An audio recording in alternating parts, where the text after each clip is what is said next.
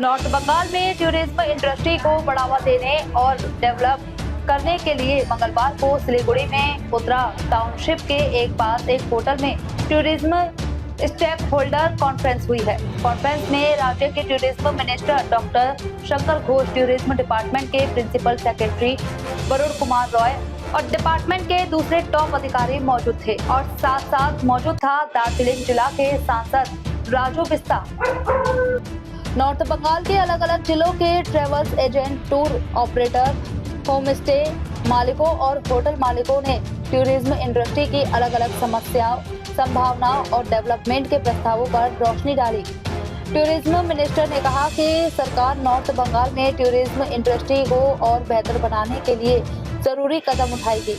सरकार और tourism industry के स्टेक होल्डर्स के बीच विचारों के इस लेन देन से टूरिज्म के डेवलपमेंट में पॉजिटिव रोल निभाने की उम्मीद है और साथ साथ दार्जिलिंग जिला के सांसद भी इसी टूरिज्म की उन्नति के विषय पर भी बात किया, जैसे कि पूरे नॉर्थ बंगाल डुअर्स इलाके और पास में सिक्किम, जहां हर साल टूरिस्ट की आना जाना रहता है और जो भी अभी तक है उससे और भी बेहतर उन्नति की जरूरत है, जिससे सभी दिशा को कामयाबी मिल सके। बंगाल के आदरणीय मुख्यमंत्री शुभेंदु अधिकारी जी का मैं बहुत आभारी, उनको बधाई देता हूं। जैसे उन्होंने मुख्यमंत्री पद की शपथ ली, रफ्तार से जो है पश्चिम बंगाल में विकास के काम बढ़ रहे हैं और केंद्र बिंदु में नॉर्थ बंगाल है। नॉर्थ बंगाल को लंबे समय तक सीपीएम ने ठगा, बाद में पूर्व मुख्यमंत्री ममता बनर्जी ने बहुत ठगा और आज जो है शुभेंदु अधिकारी जी के नेतृत्व में जो गैप था 50 साल का, उसको भरने का काम हो रहा है और बहुत तेजी के साथ डेवलपमेंट के काम हो रहे हैं, अनाउंस हो रहे हैं। आपको पता है बागडोगरा में नया एयरपोर्ट टर्मिनल बन रहा है, 10 गुना बड़ा। हासीमाड़ा में 25 एकड़ जमीन जो है सरकार अलॉट कर रही है पब्लिक टर्मिनल के लिए। तो एक बागडोगरा जैसा एयरपोर्ट जो है हासीमाड़ा में भी बनेगा और दार्जिलिंग के लिए अल्टरनेटिव हाईवे की घोषणा हो गई है। सिलीगुड़ी से दार्जिलिंग अल्टरनेटिव हाईवे बनेगा और इसके साथ ही जो दार्जिलिंग में ट्रैफिक की समस्या है उसको इमीडिएटली रिलीफ मिले, इसके लिए जो है पीडब्ल्यूडी में सर्कुलर रोड जो है लेबोंग से 3 माइल तक का रोड जो है पीडब्ल्यूडी को हैंडओवर कर दिया है। इसके साथ ही सिलीगुड़ी से जो रोहिणी रोड जहां हम करसंग जाते हैं उसको पीडब्ल्यूडी ने टेक ओवर कर लिया है। इतना ही नहीं, इसके अलावा जो है पहाड़ के अंदर में अलग अलग जगह 7 नए हाईवे का प्रस्ताव भी ऑलरेडी जो है सरकार के पास पहुंच गया है और इसके साथ ही आपको बजट में घोषणा भी आप सब ने सुनी, सिलीगुड़ी और जलपाईगुड़ी की बीच में मेट्रो जो है ट्रेन भी चलेगी, उसका सर्वे का काम शुरू होगा। दार्जिलिंग सिलीगुड़ी से मतलब बैठ करके बनारस होते हुए 6 घंटे में आप बुलेट ट्रेन में जो है दिल्ली तक का सफर कर पाएंगे और इन सब घोषणाओं के अलावा तमाम ऐसी घोषणा हुई है जो हमारे क्षेत्र को बढ़ावा देगी। मैं मेट्रो का बोल चुका हूं और बहुत लंबे समय तक फॉरेस्ट क्लियरेंस के कारण जो है सिलीगुड़ी का रिंग रोड अटका हुआ था, अब वो भी आगे बढ़ गया है।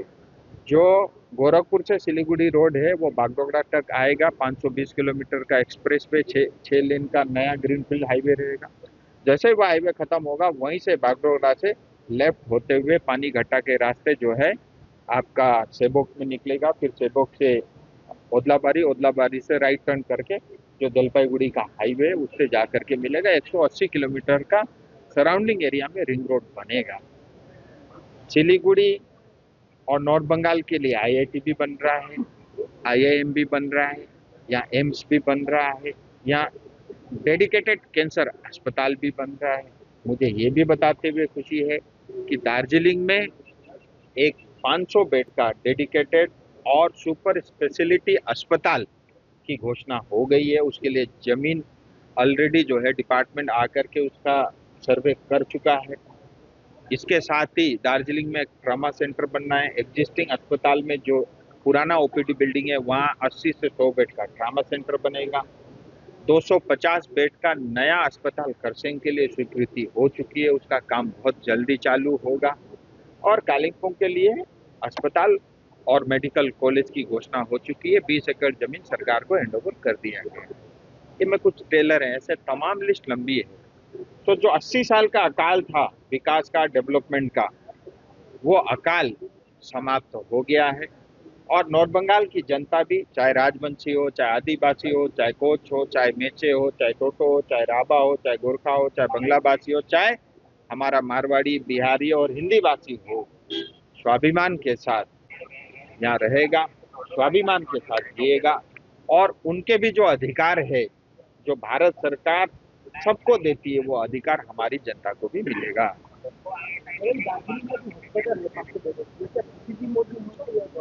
हाँ, वो मोड में मत जाओ अभी।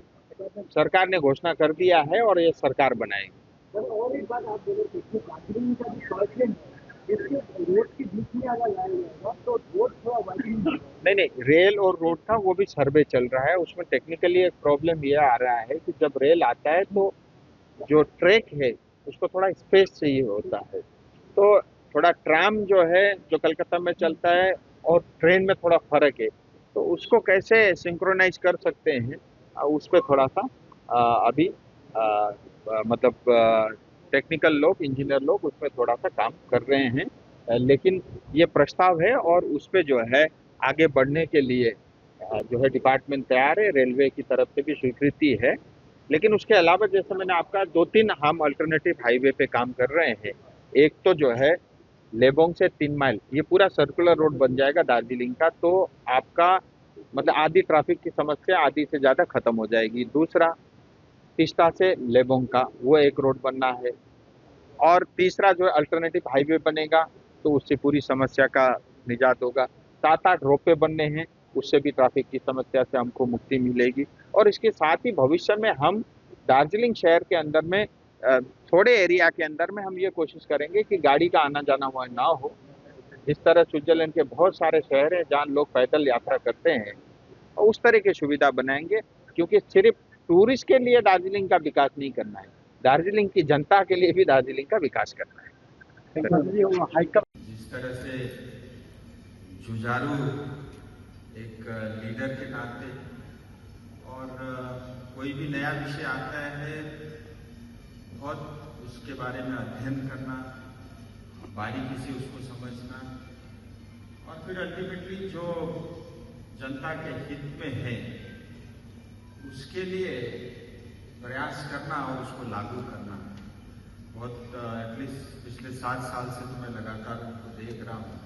मुझे पूरा विश्वास है कि पश्चिम बंगाल शुभेंदु अधिकारी जी के नेतृत्व में, नई सरकार के मार्गदर्शन में और डॉक्टर शंकर घोष जी के लीडरशिप में टूरिज्म आने वाले समय में बहुत बड़ा जो है इस क्षेत्र के लिए वरदान होगा।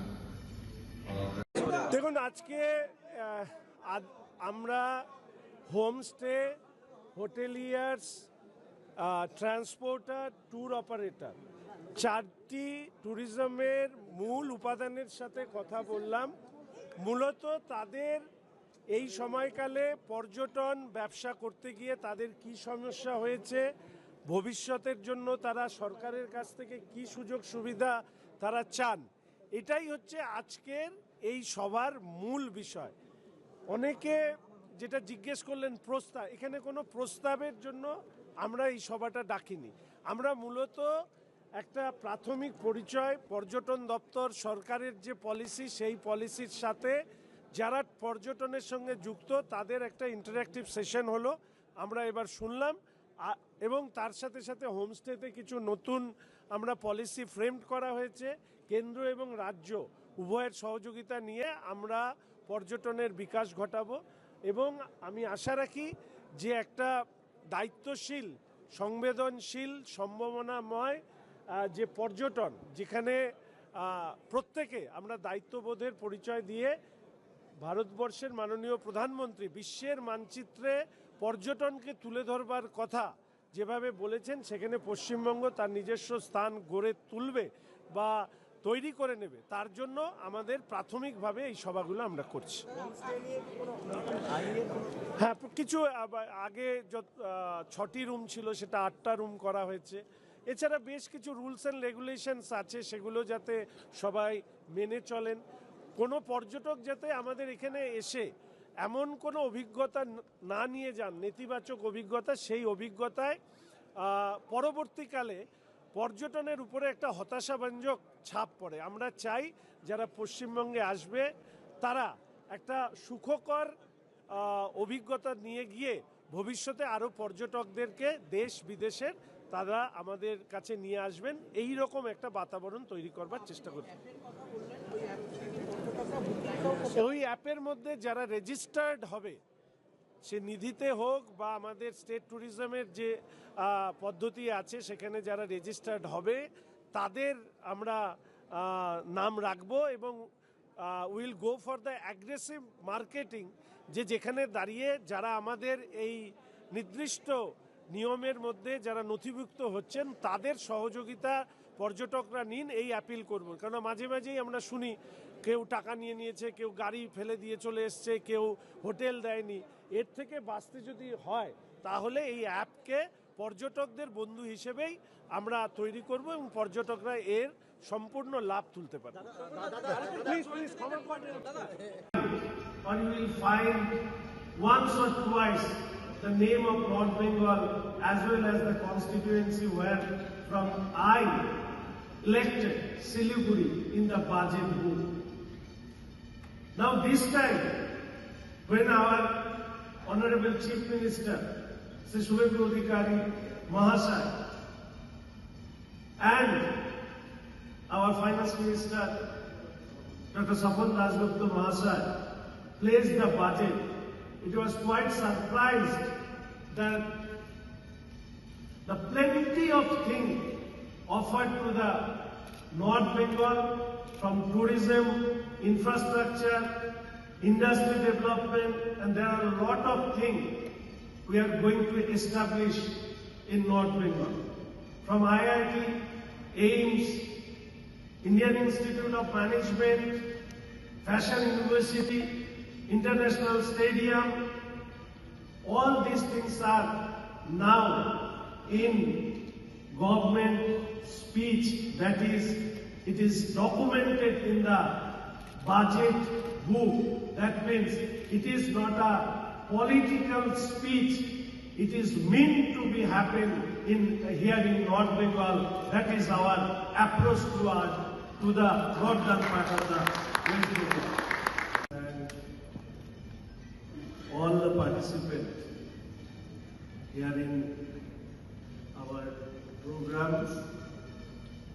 I also thank our tourism department officials who have organized this meeting here in North Bengal.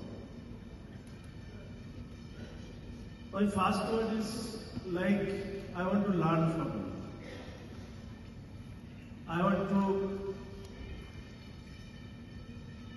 know from your side what is your experience regarding the tourism industry in West Bengal. So it will be better. First I listen all of your words, then I will share what is our approach towards the tourism industry. As you know,